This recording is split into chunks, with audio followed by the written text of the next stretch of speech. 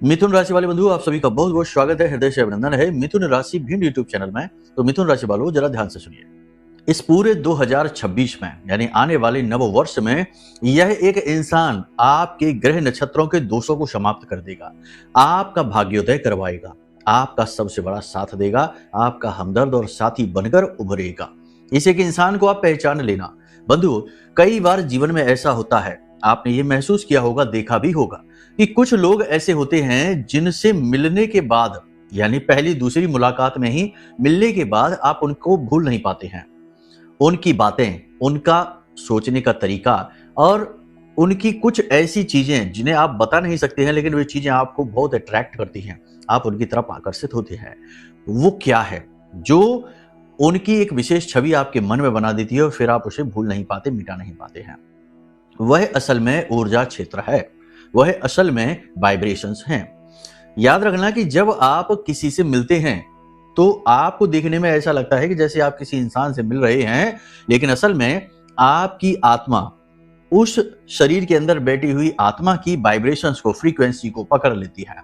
इसीलिए आपने देखा होगा कि कई बार ऐसा होता है कि कुछ लोगों से एक बार मिलो तो बार बार मिलने का मन करता है, और कुछ लोगों से चाहे 10 बार मिल लो, हर बार मिलकर बुरा अनुभव ही होता है।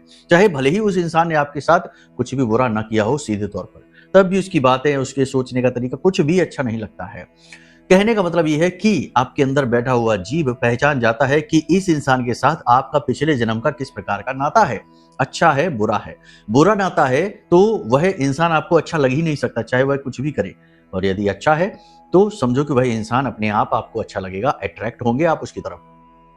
तो आज का यह जो कार्यक्रम है, यह बहुत ही महत्वपूर्ण है। इस कार्यक्रम में हम आपको वो बातें बताने जा रहे हैं जिन्हें कोई बताएगा ही नहीं आपको, क्योंकि ये बातें साधनाओं के अनुभव से हासिल होती हैं, शास्त्रों के अध्ययनों से पता चलती हैं, और सबसे महत्वपूर्ण बात यह है कि हमारे खुद के अनुभवों से भी हमें ये बातें पता चली हैं। महामाई के द्वारा दिए गए ज्ञान और उनके संदेशों के माध्यम से ये बातें अब आप तक पहुंचने वाली हैं। तो सबसे महत्वपूर्ण विषय क्या है, आप ध्यान से समझिए। इस कार्यक्रम में हम आपको 3 विशेष बातें बताने वाले हैं। सबसे पहले हम आपको बताएंगे जो इस समय काल पर ग्रहों की स्थिति है, उसके आधार पर 5 बड़ी सटीक भविष्यवाणियां। केवल भविष्यवाणियां बताने से काम नहीं चलेगा, यह भी बताना पड़ेगा कि अगर कुछ निगेटिव है तो उसके प्रभाव को कैसे कम किया जाए, और यदि कुछ पॉजिटिव है तो उसके प्रभाव को कैसे और ज्यादा बढ़ाया जाए, ताकि जीवन में किसी प्रकार से संभावनाएं उत्पन्न हो, किसी प्रकार से सुख आए, किसी प्रकार से जीवन में नकारात्मकता है, दुख है, कष्ट है, वो कम होना शुरू हो जाए। तो ये बातें बताएंगे आपको, यानी कि सलाह भी देंगे, एडवाइस करेंगे भविष्यवाणियों के साथ साथ, ठीक है। दूसरा, आपको हम बताएंगे इस एक इंसान के विषय में जो 2026 में, जो कि सूर्य का समय है, सूर्य का वर्ष है, इस समय और काल में आपके जीवन में बहुत बड़े परिवर्तन लेकर आएगा। जी हाँ, कई बार ऐसा होता है कि जब किसी इंसान के ग्रह नक्षत्र कमजोर पड़ जाते हैं तो वो किसी ऐसे व्यक्ति के साथ जुड़ जाता है जिसके ग्रह नक्षत्र उच्च के होते हैं, और फिर उसकी कमजोरी और उसकी शक्ति मिलकर एक गजब का तालमेल बैठाती है, और आप देखेंगे कि पार्टनरशिप किसी ने कर ली, और पार्टनरशिप करने के बाद दिन दूना रात चौगुना बिजनेस बढ़ गया। तो ये जैसे वैवाहिक बंधन होता है तो वह भी ग्रहों को मिलाने की एक प्रक्रिया ही है, तभी तो कुंडली मिलान किया जाता है, गुण दोष मिलाए जाते हैं। तो कहने का मतलब यह है कि इस इंसान के जो ग्रह योग हैं, जो ग्रह की स्थितियां हैं, वो आपके लिए बड़ी पावरफुल हो जाएंगी। इसको पहचान लेना, इसके विषय में कुछ संकेत बताएंगे, कुछ जरूरी जानकारी देंगे। कार्यक्रम के अंत में हम आपको बताएंगे 3 बड़े उपाय जो आपको इस समय और काल पर, जबकि आप नए वर्ष की दहलीज पर खड़े हैं, पुराना वर्ष जा रहा है, नया वर्ष आ रहा है, ये जो समय और काल होता है ये बड़ा ही महत्वपूर्ण होता है। इस समय और काल में यदि आप कुछ छोटे छोटे भी कार्य करें, जो हम आपको बताएंगे, जो शास्त्र विदित हैं, जो ज्योतिष कहता है इन कार्यों को करना चाहिए, तो समय परिवर्तन का आपको सीधा लाभ मिलेगा। और वैसे भी हमने आपके वार्षिक राशिफल वाले कार्यक्रम में कह दिया था कि मकर संक्रांति के बाद आपके जीवन में बड़े ही पॉजिटिव रिजल्ट आएंगे, कुछ अच्छी घटना घटित होंगी। तो अगर आप इन उपायों को करेंगे तभी तो होगा ये, वरना तो आपकी जन्मपत्री की स्थितियां तो नहीं बदलने वाली हैं। बाहरी ग्रह स्थितियां, गोचर की स्थितियां बदलती रहें, लेकिन अंदर से आपका जब सॉफ्टवेयर ही खराब है तो बाहर से कितना ही आप अपने वो हार्डवेयर को चमकाते रहिए, कुछ होने वाला नहीं। तो कहने का मतलब यह है कि अपने प्रारब्ध को काटना पड़ेगा उपायों के माध्यम से। तो ये 3 उपाय हैं जिनको आप समझ लेना, जान लेना, बहुत महत्वपूर्ण है ये। कोई भी आपको इस तरह से नहीं समझाएगा जैसे हम आपको बता रहे हैं, ठीक है? आपको बस पूरे धैर्य के साथ कार्यक्रम को अंत तक देखना है।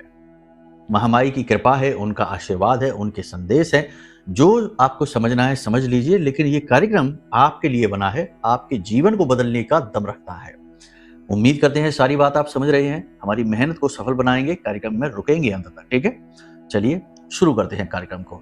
महामाई को याद करते हुए कमेंट बॉक्स में पूरे भक्ति भाव के साथ लिख डालिए, अपने दिल के सारे दुख महामाई को सुना डालिए और कमेंट बॉक्स में लिखिए, जय मां भद्रकाली कृपा करो।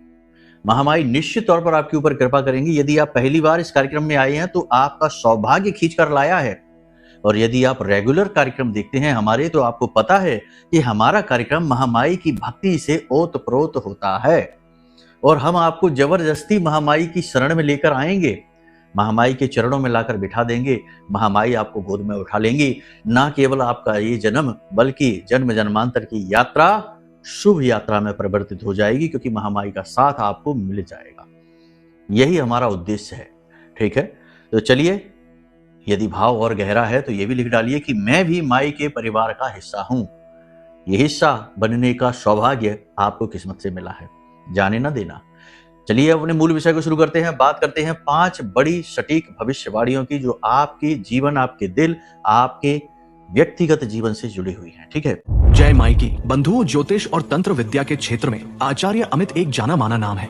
पूज्य गुरुदेव के साधनाओं और ज्योतिष विद्या के अनुभव बेहद दिव्य है। जी हाँ, पूज्य गुरुदेव ने जिसकी भी कुंडली का विश्लेषण किया और कुंडली के अनुसार उसे सटीक उपाय व महामाई माँ बगलामुखी की विशेष कृपा दी, उसके जीवन में सकारात्मक बदलाव तो आए ही है। फिर चाहे समस्या कितनी ही कठिन क्यों ना हो, समाधान तो अवश्य हुआ है। अब ऐसे में यदि आप भी अपने जीवन की किसी बड़ी समस्या से जूझ रहे हैं, जैसे कि कर्जा बढ़ता ही जा रहा है, काम धंधा और व्यापार सब रुक चुका है, रिश्ते नातों में तनाव हद से ज्यादा बढ़ गया है, पूरा जीवन ही नकारात्मकताओं से भर गया है, तो ऐसे में यही सही समय है जब आप श्रेष्ठ गुरु से मार्गदर्शन प्राप्त करें और जीवन के अंधकार को समाप्त कर दिव्य प्रकाश की ओर कदम बढ़ाएं। वीडियो में दिए गए नंबरों पर तुरंत संपर्क करिए और अपनी कुंडली का विश्लेषण व समाधान पूज्य गुरुदेव के द्वारा करवा लीजिए। देर ना करें, आपके देवी देवताओं के आशीर्वाद से ये मौका खुद चलकर आपके पास आया है, इसे गंवाना नहीं है।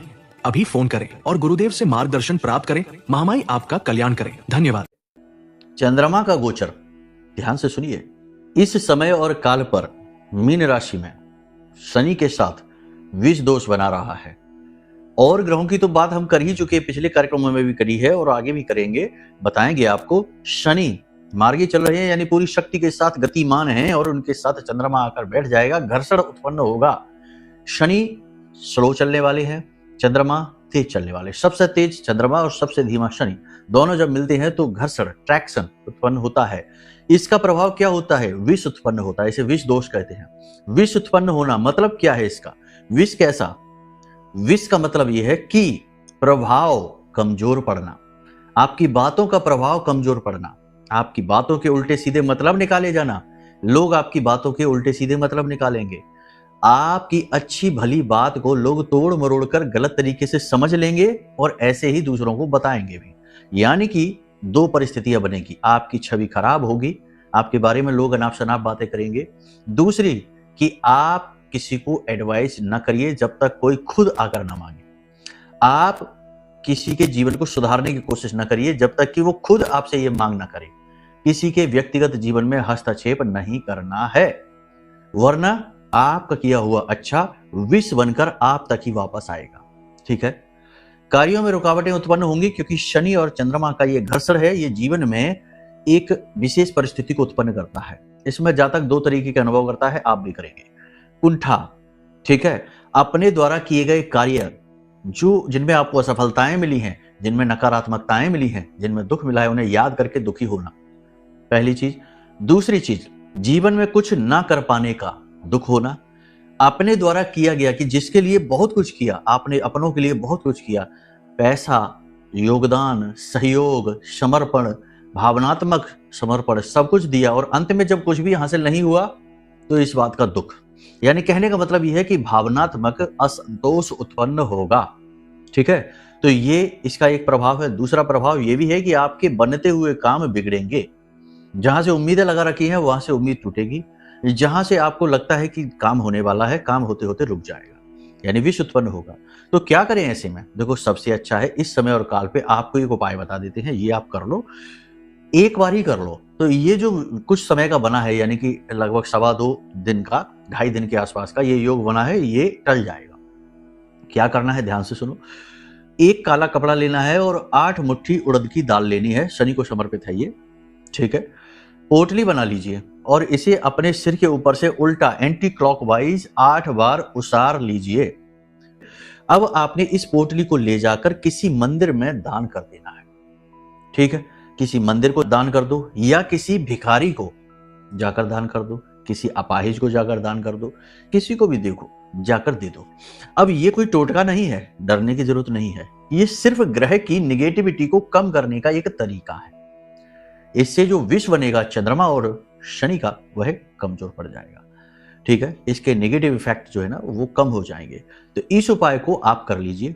दूसरा कि अपने गुरु मंगल को प्रबल करिए, नेगेटिविटी को दूर करिए। गुरु मंगल को प्रबल यानी कि गाय को हरी घास खिला दीजिए, रोटी खिला दीजिए। रोटी खिलाते समय रोटी पर थोड़ी सी हल्दी लगा देना और गाय का जो कुबड़ होता है उस कुबड़ पर हाथ फिरा देना। इससे आपका गुरु और आपका मंगल दोनों ही प्रबल हो जाएंगे, बुध भी प्रबल हो जाएगा। गाय के अंदर तो सभी देवी देवताओं का, सभी ग्रहों का वास माना जाता है, मूल तौर पर गुरु का, ठीक है। तो आप ये उपाय कर लीजिए, ये 2 काम आप कर लेंगे, इस समय और काल पर जो रुकावटें हमने बताई हैं वो दूर हो जाएंगी। अब ध्यान से सुनो विशेष बातें। सबसे बड़ी चीज, व्यापार मंदा रहेगा, वैसा नहीं चलेगा जैसा आप सोचेंगे, चलेगा अच्छा, लेकिन जैसा आप सोच रही हैं आपकी उम्मीदों से कम रहेगा। टेंशन में नहीं आना है, घबराना नहीं है, चीजें धीरे धीरे परिवर्तित होंगी, आपके मनोअनुकूल हो जाएंगी। कुछ उपाय क्रियाएं कर लेना, अभी हम आपको बताने जा रहे हैं अंत में, तो उन्हें आप सुन लेना ध्यान से और कर लेना, ठीक है। चीजें अनुकूल हो जाएंगी। दूसरा, किसी प्रकार की चोट लग सकती है, कमर के निचले हिस्से में चोट लग सकती है, फिसल सकते हो, गिर सकते हो, खास तौर से दाहिने, शरीर के दाहिने भाग में, ठीक है, चोट लग सकती है। शरीर के किसी विशेष जॉइंट में, जोड़ में दर्द रह सकता है लगातार, कोई पुरानी एलर्जी उभर सकती है, ये समय है। कफ से जुड़े हुए रोग परेशान करेंगे, छाती में, गले में इन्फेक्शन होगा, बोलने में तकलीफ हो सकती है और सिर के बीचों बीच यानी इस हिस्से में दर्द रह सकता है, ठीक है। ये सारी तकलीफें आपको हो सकती हैं। तो थोड़ा सा आपको क्या करना है, खान पान का ध्यान दीजिए, ठीक है। प्राणायाम करिए, सुबह सुबह समय से सोकर जागिए, ठीक है। अनुशासन के नियमों का पालन करिए, सुबह सुबह समय से सो के जागिए, प्राणायाम करिए, अनुलोम विलोम करिए, बहुत आवश्यक है। अगर आपने 10 से 15 गहरी सांसें ली और अंदर होल्ड किया और उसके बाद धीरे से उसे रिलीज किया, और जब आप सांसों को रिलीज करें तो उस समय अपने मन में यह भाव लेकर आइए कि आपकी जो निगेटिविटी है, आपके जो दुख है, जो आपके ऊपर किया गया तंत्र मंत्र है, टोना टोटका है, ये सब आपकी श्वासों के माध्यम से बाहर निकल रहा है और वातावरण में विलीन हुआ जा रहा है। इस प्रकार से आप करिए। फिर आपका अनुलोम विलोम है, यानी एक नासिका से श्वास लेना, दूसरे छोड़ना, इस प्रकार आपकी ईड़ा और पिंगला नाड़ियां जो होती है ना, जो हमारे सूक्ष्म शरीर में होती हैं, इस शरीर में नहीं, ये सक्रिय होती है और ये आपकी चेतना को जागृत करती हैं, निर्णय लेने की क्षमता को प्रबल करती हैं, नेगेटिविटी को दूर रखती हैं, आपका ऑरा मजबूत होता है। तो आप ये क्रियाएं जरूर करिए, इससे आप रोगों से भी बचेंगे। थोड़ा बहुत फिजिकल मूवमेंट करिए, ठीक है, रस्सी कूद लीजिए, वॉकिंग कर लीजिए, धीमे धीमे चल ही लीजिए। अगर शरीर की अवस्था ऐसी नहीं है तो धीमे धीमे चल ही लीजिए, या फिर थोड़ा बहुत बैठकर ही मूवमेंट कर लीजिए। जोड़ों का मूवमेंट करना इस समय बहुत आवश्यक है, वरना जोड़ों में तकलीफ होगी 101%, ठीक है। ये है, किसी भी व्यक्ति पर विश्वास नहीं करना है, जल्दबाजी में कोई फैसला नहीं लेना है, वाहन चलाते समय बहुत सावधान रहना है, छोटी मोटी ही सही दुर्घटना हो जाएगी। इलेक्ट्रिसिटी से जुड़े हुए यानी इलेक्ट्रॉनिक से जुड़े हुए सामान आपके खराब होंगे, कोई कीमती सामान, कोई डॉक्यूमेंट वगैरह खो सकता है, संभल कर रहने की जरूरत है। सरकारी कार्यों में आपकी अड़चन आएगी, गवर्नमेंट से जुड़े हुए कार्यों में आपकी अड़चन आएगी, ठीक है। अड़चन आएगी, आने दो, कोई बात नहीं, उपाय बताएंगे, ठीक हो जाएगा सब कुछ। प्रेमी जनों के साथ में और दाम्पत्य जीवन दोनों जगह परेशानी उत्पन्न होगी। भावनात्मक तौर पर आपको ऐसा लगेगा जैसे कि आपको कोई समझ ही नहीं रहा है, आपकी बातों को नहीं समझ रहा, आपकी भावनाओं को नहीं समझ रहा, आपकी समर्पण को कोई नहीं समझ रहा है। लेकिन यहाँ पर आप खुद गलती कर रहे हैं, आप खुद ही नहीं समझ रहे हैं, ये बात भी हो सकती है। देखो, दोनों बातें बताना स्पष्ट तौर पर जरूरी रहता है, हमेशा मीठी बातें ही काम नहीं आती हैं, कड़वी गोली भी खानी पड़ती है, ये ना समझना। ऐसा नहीं है कि केवल मीठी मीठी बातें करेंगे आपको और अंधेरे में रखकर चले जाएंगे, नहीं, स्पष्ट बात बताएंगे। कई बार आपकी गलती होगी, प्रेमी के साथ, दाम्पत्य जीवन में, जीवन साथी के साथ उनके मन को समझते हुए व्यवहार करिए, परिस्थिति को समझने की कोशिश करिए। यदि आपका पार्टनर किसी करियर में है तो उसके करियर में स्ट्रगल हो सकता है, करियर में काम का स्ट्रेस हो सकता है, करियर में किसी प्रकार की परेशानी हो सकती है। अब वो अपनी उलझन में है और आपने अपनी बात कह दी और आपको लगता है कि आपके ऊपर कोई ध्यान ही नहीं दे रहा, आपकी बात कोई सुन नहीं रहा है, तो ये तो जबरदस्ती हो गई, ऐसे रिश्ता नहीं चलता। दूसरी बात कि सामने वाले के मन को भी समझो। हर वक्त कोई इंसान मीठा नहीं रहता, कभी कभी इंसान कड़वा भी बनता है। मतलब कि उसके मन में भी नेगेटिविटी आ सकती है, गुस्सा आ सकता है, क्रोध आ सकता है, भावनात्मक उथल पुथल हो सकती है। उसका अपना भी जीवन है ना? तो उसे भी समझकर व्यवहार करिए तो ठीक है। अगर आपने सिर्फ अपने बारे में सोचा कि अरे हमारे ऊपर ध्यान नहीं दे रहा, हमारी इमोशन की कोई वैल्यू ही नहीं है, तो आप समझिए प्रेमियों का ब्रेकअप हो जाएगा, जीवन साथी के साथ में टकराव होगा। ठीक है ना? सबसे बड़ी बात देखो, हम आपको एक बात बता दें, ये कलयुग जो समय है, क्यों कलयुग कहा जा रहा है? कलयुग का मतलब ये नहीं है कि सब काला काला हो गया, नहीं, ये नहीं है। कलयुग का मतलब ये भी नहीं है कि सब एक दूसरे को मार के खा जाएंगे, नहीं, ये भी नहीं है। कलयुग क्या है आप समझिए, यहाँ पर अब लोग लिहाज करना कम कर रहे हैं, लोगों की सहन शक्तियां कमजोर हो रही हैं, लोग अब जुड़ने के लिए नहीं जुड़ते, लोग अब जरूरत के लिए जुड़ते हैं और जरूरत पूरी होते ही छोड़कर चल देते हैं। तो अब ऐसे में आप जैसे भावुक इंसान क्या करें? जिसके साथ मन लगाते हैं, जिससे प्रेम लगाते हैं, जरूरत पूरी होने के बाद वही आपको छोड़कर चला जाता है। आपने जरा सा क्रोध दिखा दिया, गुस्सा दिखा दिया, सामने वाला सुनता ही नहीं है, अपनी मनमानी करता है और छोड़कर चला जाता है और वापस मुड़कर भी नहीं आता है।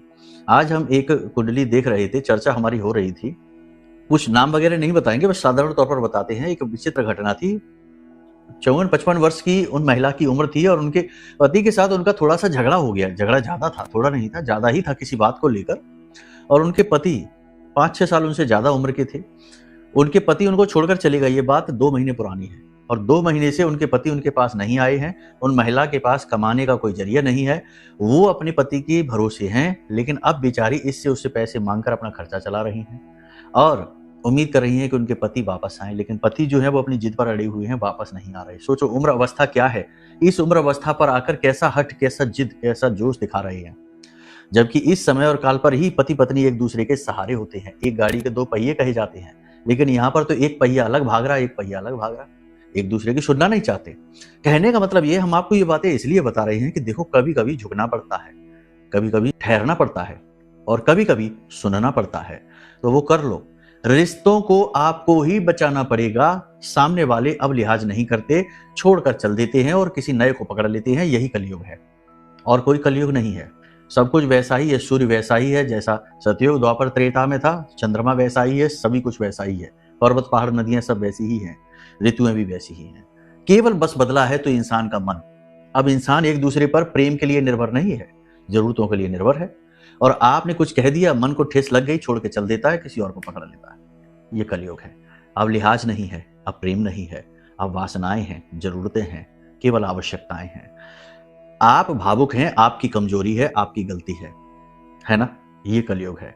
तो आपको ये चीज समझनी होगी। कभी कभी थोड़ा सा स्मार्ट बनना होगा, चतुर बनना होगा, चालाक बनना होगा।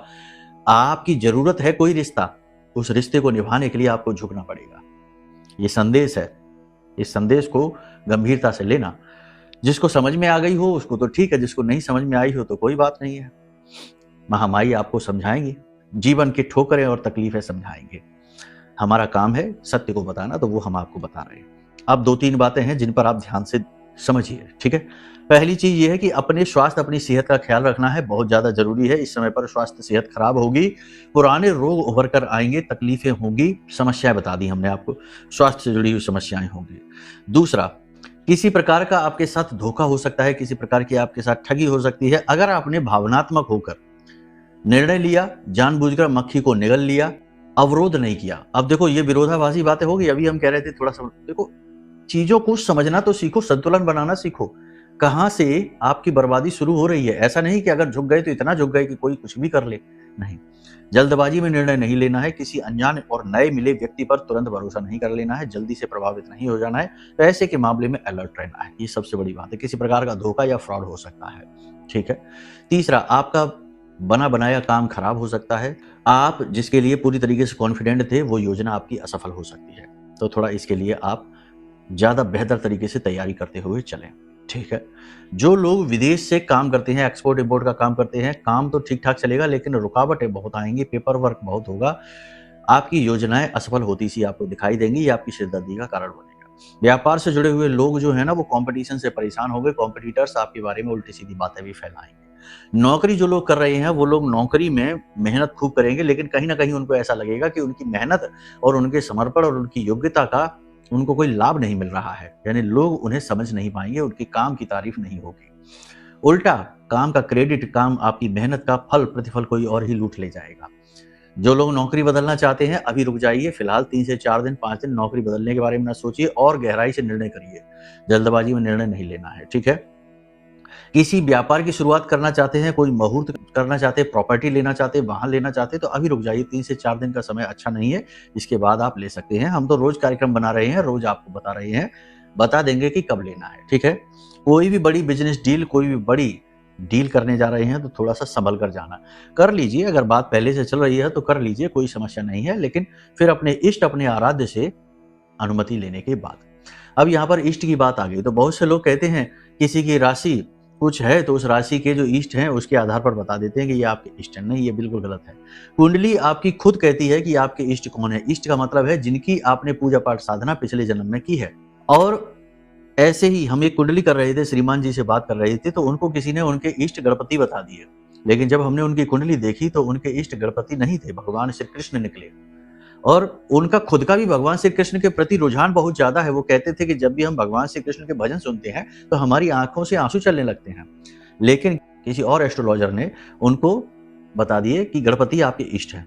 कैसे कोई कर लेगा गणपति की पूजा जब उनके प्रति रुझान ही नहीं? पूजा तो सब करेंगे परंतु वो भाव नहीं उत्पन्न होता है ना, जिससे पिछले जन्म में आप जुड़े रहे उससे ही इस जन्म में भी आप जुड़ेंगे। तो कहने का मतलब ये है कि कुंडली दिखा लो, ये समय और काल है। समस्याओं का समाधान कुंडली में छिपा है। कुंडली आपका रोड मैप है। इस जन्म में आप कहां कहां कैसे कैसे चलेंगे, कहां कहां फंसेंगे, क्या क्या दुख मिलेंगे, कब कौन सा सुख मिलेगा, सारी चीजें आपकी कुंडली में दी गई हैं। समय बदल रहा है, इस समय पर निर्णय लीजिए, जल्दी से जल्दी कुंडली दिखाइए। नंबर वीडियो में है, फोन कर लीजिए। कुंडली में जो भी पाप ग्रह योग हैं, जो भी शुभ योग हैं, सब आपको हम बताएंगे। उसके बाद में हम आपको उपाय भी देंगे जो कुंडली के अनुसार होंगे, आपके उपाय होंगे, ठीक है। और सबसे बड़ी बात कि आपके इष्ट देव बता देंगे। इष्ट देव की पूजा बहुत ज्यादा फलित होती है, बहुत ज्यादा सुखदायी होती है, तो वो आपको बता देंगे। इसी के साथ साथ इस पूरे वर्ष 2026 में किसी भी प्रकार की निगेटिविटी, चाहे आपकी कुंडली के पाप ग्रह योग हो, चाहे किसी ने कोई तंत्र मंत्र करा दिया या पल पल पे नजर लग जाती है, रोना टोटका हो जाता है, किसी भी प्रकार का कोई भी दोष हो, निगेटिविटी हो, उससे मुक्त होने का मार्ग यह महारक्षा कवच है। ब्रह्मास्त्र विद्या मां बगलामुखी का महारक्षा कवच माई के सबसे शक्तिशाली मंत्र से जागृत है, अभिमंत्रित है। इसे मंगवा लीजिए, ये आपके लिए ही तो बनाया है। हमारे पास तो माई है ही, हम तो उनके चरणों में बैठे ही रहते हैं। आपको उनकी आवश्यकता है तो आप ये मंगवा लीजिए, ठीक है। तो कहने का मतलब ये है कि नव वर्ष पर आपके दो सबसे बड़े फैसले जो आपको बदलेंगे, जीवन को बदलेंगे, वो है कि कुंडली का आकलन कराइए, दूसरा महारक्षा कवच मंगा लीजिए, आपका उद्धार हो जाएगा 101%, ठीक है। हजारों लोगों का, सैकड़ों लोगों का हुआ है, आपका भी होगा, क्यों नहीं होगा। यहां तक सारी बातें आपने समझ ली हैं, अब समझो कौन है वह व्यक्ति। तो देखो ध्यान से सुनो, जैसे जिस व्यक्ति का जन्मांक होता है ना, जैसे मूलांक कहते हैं, जिस भी व्यक्ति का मूलांक 1 है, 9 है, 3 है, ऐसे व्यक्ति आपके जीवन के लिए, आने वाले वर्ष के लिए बहुत भाग्यशाली होने जा रहे हैं, ठीक है। इन्हें ध्यान से समझ लेना, 1, 3, 9। कोई भी व्यक्ति जब आपके जीवन में आता है तो आप उसका मूलांक जानने की कोशिश करिए। मूलांक का मतलब होता है जैसे किसी का जन्म यदि 10 तारीख को हुआ है तो 1 और 0 को मिला देंगे, 1 उसका मूलांक हो गया, ठीक है। तो इस प्रकार से आप मिलाकर चलिए। किसी का जन्म 21 तारीख को हुआ तो 2 और 1 को मिला दिया तो उसका मूलांक 3 हुआ। तो 1, 3 और 9, ये 3 मूलांक वाले व्यक्ति आपके लिए भाग्यशाली होने वाले हैं। इनकी वाइब्रेशंस आपसे मैच करेंगी और इनके ग्रह नक्षत्र आपको शुभ फल देने वाले हैं। बाकी विस्तार से, विस्तृत तौर पर तो तभी जान पाएंगे ना जब आपकी कुंडली हमें देखने को मिलेगी। कुंडली क्या कहती है उसके आधार पर ज्यादा बेहतर निर्णय होगा। फिलहाल सामान्य निर्णय यही है कि आप ये 3 मूलांक वाले जो लोग हैं इनसे नजदीक रहना, ये आपको बहुत लाभ पहुंचाएंगे। और आप अपने आसपास नजर दौड़ा कर देखना, आपको खुद ही पता चलेगा। ठीक है, तो ये तो बात हो गई कि कौन है वो व्यक्ति जो आपका भाग्य बदलेगा इस 2026 में। अब बात कर लेते हैं उपाय की। तो देखो, नव वर्ष जब प्रारंभ हो तो उससे पहले किसी भी दिन आप किसी भी मंदिर में चले जाइए। जैसे कि मान लो कि सोमवार के दिन शिव जी के मंदिर चले आइए, हनुमान जी के मंदिर में शनिवार मंगलवार को चले जाइए, या आपकी जिस भी देवी देवता में आस्था है, विश्वास है, उस मंदिर में आप चले जाइए और एक घड़ी, ठीक है, घड़ी मंदिर में जाकर दान कर दीजिए। घड़ी चालू होनी चाहिए, बंद नहीं होनी चाहिए और नई होनी चाहिए। आप उसे घर नहीं ले जाएंगे, सीधे बाजार से खरीद कर लाकर मंदिर में जाकर दान कर देंगे। ये मंदिर में किया हुआ घड़ी का दान आपके समय को परिवर्तित कर देगा। और कोशिश ये करना कि मंदिर में जिसमें भी आप दान करें, कोई फर्क नहीं पड़ता, छोटा मंदिर है, बड़ा मंदिर है, नजदीक का मंदिर है, दूर का मंदिर है, वो घड़ी दीवार पर लगनी चाहिए और उसे देखना चाहिए लोगों पर, वो चलना चाहिए। ऐसा नहीं कि ले जाकर कहीं कोने में पटक दी, ऐसे काम नहीं चलेगा, घड़ी लगनी चाहिए, ठीक है। इस एक उपाय को आप कर लीजिए। दूसरा उपाय सबसे शक्तिशाली हमने आपको इस समय और काल का बता दिया है। नव वर्ष का आपको हम बता देते हैं कि नारियल लीजिए, नारियल को ऊपर से काट लीजिए।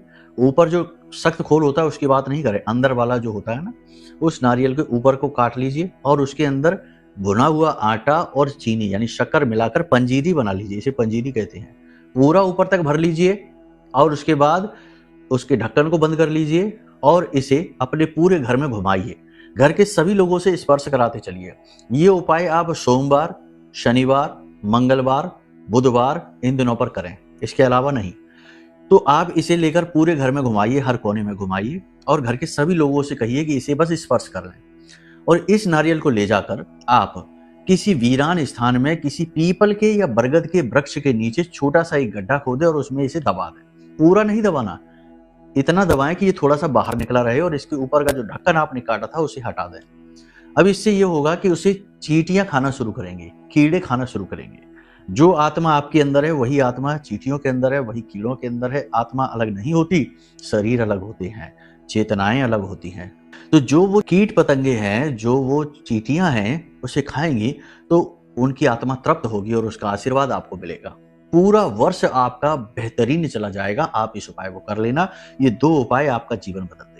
तीसरा उपाय हम आपको हर बार बताते फिर बता रहे हैं कि सूर्य देवता को अर्घ देना प्रारंभ करिए, आपका उद्धार हो जाएगा। ज्यादा नहीं तो केवल रविवार के दिन तो करिए ही, जो सूर्य देवता का ही दिन होता है, ठीक है। तो चलिए, यहां तक सारी बात आपने समझ ली है। अब इन चीजों को जीवन में उतारिए। जैसा हमने आपको गाइड किया है बिल्कुल वैसे ही चलिए। आपको उन्नति बहुत जल्दी मिलेगी और आप दुनिया को देखने का नजरिया बदल पाएंगे। नजरिया बदलेंगे तभी आपका खुद का जीवन भी बदलेगा, संसार बदलेगा, ठीक है। तो चलिए बंधु, आज के कार्यक्रम को यहीं विराम देते हैं। अब यदि मन में कोई प्रश्न उठता है, जैसे कुंडली आकलन कराना है, महारक्षा कवच मंगाना है, मच्छ मणि मंगवानी है, या कुछ भी अन्य प्रकार की जानकारी चाहिए, तो आपको नंबर वीडियो में दिया गया है, इन पर फोन कर लीजिए। सारी बातें आपको बता दी जाएंगी। महामाई ने हमें यहाँ इसीलिए बिठाया है कि आपको कहीं ना कहीं से गाइड कर सके। यही हमारा काम है और यही महामाई का आदेश है। तो चलिए प्रेम से बोलिए, जय माई की, जय मां बगलामुखी। हमारे प्रिय और परम पूज्य आचार्य जी ने अपनी साधनाओं के अनुभवों पर आधारित शक्तिशाली उपाय और क्रियाओं के माध्यम से हजारों लोगों के जीवन को पूरी तरह से बदला है। आचार्य जी के द्वारा बताया गया हर एक उपाय इतना सटीक और कारगर होता है कि जो भी इसे पूरे भाव के साथ कर लेता है उसे साक्षात महामाई की कृपा और आशीर्वाद प्राप्त हो जाती है। इसलिए निसंकोच इन उपायों को पूरे भाव के साथ करिए, आपका कल्याण होगा। जय माई की।